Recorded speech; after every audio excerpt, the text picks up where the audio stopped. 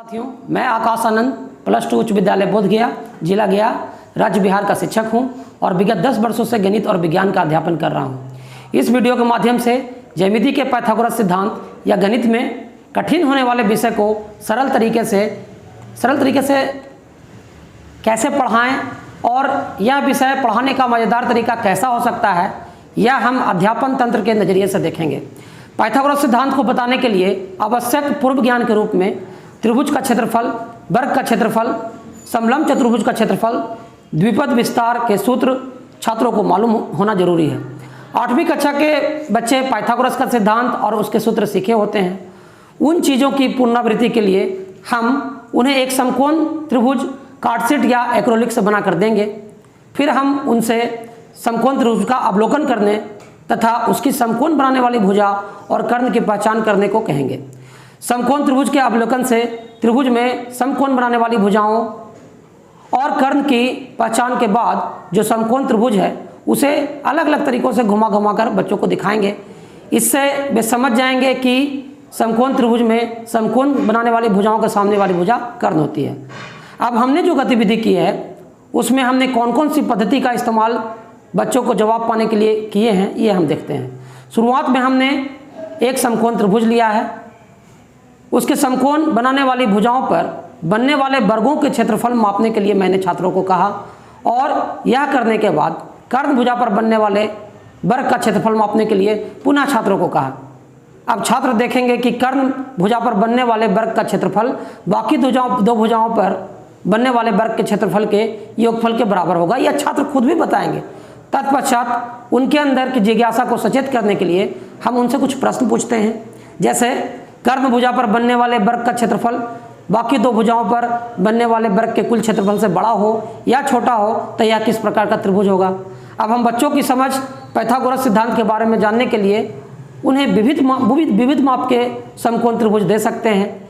ये देकर समकोण त्रिभुज में समकोण बनाने वाली भुजाओं की लंबाई व कर्ण की लंबाई मापकर पाइथागोरस के सिद्धांत की समझ हम देख सकते हैं। पाइथागोरस के सिद्धांत की सिद्धता कई तरीकों से देख सकते हैं, लेकिन मेरी और बच्चों के लिए एक पसंदीदा गतिविधि मैंने स्कूल में की है और बच्चों को इसके लिए समान माप के 4 समकोण त्रिभुज बांट दिए गए। इसके लिए बच्चों को 3 से 4 के समूह बनाकर यह संपूर्ण त्रिभुज उन्हें बांटा गया। उन्हें बताया कि उन 4 समकोण त्रिभुज को एक ऐसे जोड़ें कि उनके अंदर एक वर्ग बन जाए। मैंने उन्हें ऐसे समकोण त्रिभुज दिए और हर समूह के बच्चों को निरीक्षण किया। कुछ ने पतंग बनाया तो कुछ ने आयत। फिर मैं उस समूह के पास गया जिन्होंने ठीक तरीके से काम को किया था। बराबर तरीके से चारों समकोण त्रिभुज को जोड़कर उन्होंने वर्ग बनाया था। मैंने उनसे पूछा कि इस आकृति में कितने वर्ग बने हैं, तो कुछ छात्रों ने बताया कि एक बड़ा वर्ग बना है, उसके अंदर एक छोटा वर्ग बना है, फिर मैंने उस ग्रुप को उठाया, उस समूह को उठाया और सामने की ओर बुलाया। उसके बाद उन 4 समकोण त्रिभुज के जोड़ की आकृति को मैंने बोर्ड पर बनाया। इसके बाद बनने वाले सूत्र का स्पष्टीकरण मैंने किया। बड़े वर्ग का क्षेत्रफल निकालने के लिए मैंने कहा और उन्होंने निकाला। फिर बड़े वर्ग के अंदर 5 आकृतियाँ, मतलब 4 समकोण त्रिभुज के क्षेत्रफल और उनके अंदर बने हुए एक छोटे वर्ग के क्षेत्रफल का योगफल बड़े वर्ग के क्षेत्रफल जितना होगा। यह समीकरण मैंने बोर्ड पर लिखा और उसे द्विपदी का विस्तार करते हुए समीकरण को सुलझाते हुए आखिर में c² = a² + b² का सूत्र प्राप्त हुआ। हमने जो गतिविधि की वह काफ़ी मज़ेदार थी। इसके बाद मैंने बच्चों को एक सवाल पूछा कि बच्चों, हमारे पास यदि 4 समकोण त्रिभुज थे, यदि 4 समकोण त्रिभुज की जगह अगर 2 समकोण त्रिभुज होते तो क्या c² = a² + b² का सूत्र निकाला जा सकता था।